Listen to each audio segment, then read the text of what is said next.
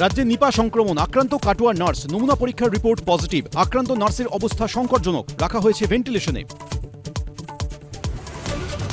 I-PAC কাণ্ডে তোলপাড়ের মধ্যেই কয়লা মামলায় তৎপর ইডি। দিল্লির পর কলকাতার মামলাতে সক্রিয় এজেন্সি। চলতি সপ্তাহে 6 কয়লা ব্যবসায়ীকে তলব।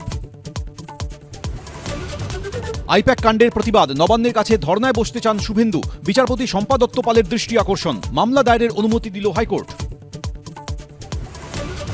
কনভয় কাণ্ডে সিবিআই চেয়ে মামলা। চন্দ্রকোনা রোডে বিরোধী দলনেতার কনভয় হামলার অভিযোগ। সিবিআই তদন্ত চেয়ে দৃষ্টি আকর্ষণ। হাইকোর্টে মামলা দায়েরের অনুমতি। চাঁদপাড়ায় পথসভা চলাকালীন মেজাজ হারিয়ে গালিগালাজ বিজেপি বিধায়কের।